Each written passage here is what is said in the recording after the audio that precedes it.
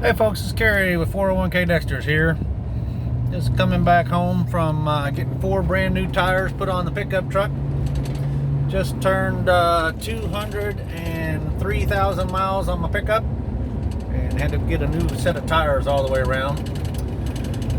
And the air sensors in the tires have been out for the last 6 or 8 months, so it was time to get those updated too. So I figured since I was paying $1,500 for tires, might as well upgrade and get the sensors all working so I can tell what the air pressure is when I'm running down the road, hauling horses or going to a dog trial or whatnot. But I wanted to jump on here real quick and make a quick video. I've been watching a few Social Security videos this week, and Josh Scanlon put one out this week that was pretty interesting. And the scenario that he was talking about was an older wife that had started to claim on her own benefit when she turned 62, and they were going to postpone her looking at taking spousal benefits until her husband turned 62.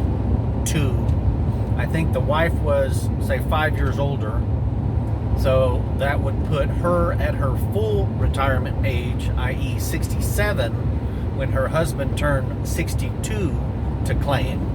And the question that he had posed to some professional was, if she claimed on her own benefit and then waited until she turned 67 to claim on her husband's spousal benefit as the higher income earner, would she then be entitled to 50% of his full retirement age benefit as if he were to claim at 67. So basically what that equated out to was that she would get a bump up to half of his full retirement age benefit, even though he claimed at 62 and took a reduced benefit. So that was pretty interesting, and it reminded me of how I had looked at Social Security for Linda and I, for our retirement planning. Linda took hers at 62, which was about 2 years ago. The influences on that were that her mother had taken her benefit at 62 and encouraged Linda to take the money as soon as she could. My mother also took it at 62, and Linda heard that same whisper in her ear, go ahead and take it as soon as you're able to, because life's not a guarantee and you need to take the money that's on the table. The way that I approached it was similar to the example that Josh had put together, was that if Linda was already claiming her benefit when she turned 62, and that she would turn 67 when I turned 62, so the possibility exists that she may get a bump up. Now, Linda worked in her early years and made a good amount of money as a computer programmer.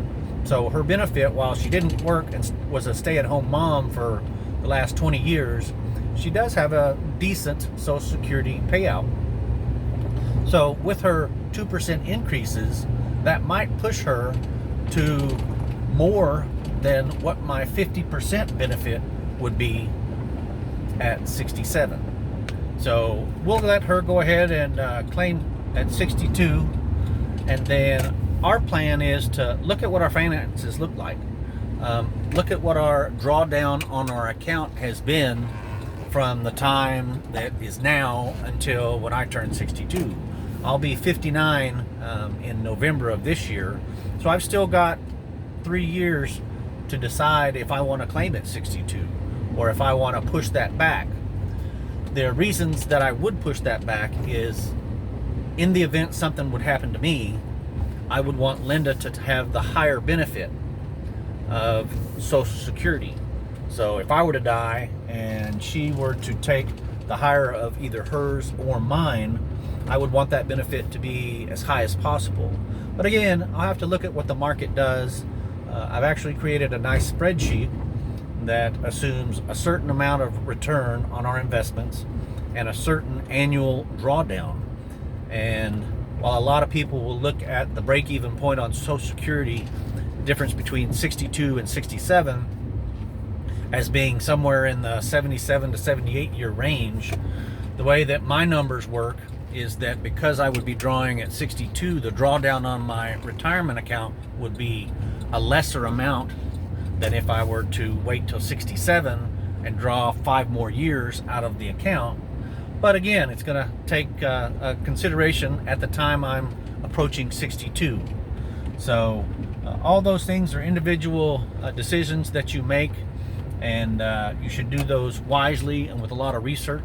But that's how we're looking at it, is Linda's taking it now at 62, and then I'm going to look at what our finances look like, what the market looks like, and what my benefit would be, and how those numbers might change if I wait. Thought I'd give you guys a heads up on what we're doing for Social Security and retirement. 401k Dexters, out.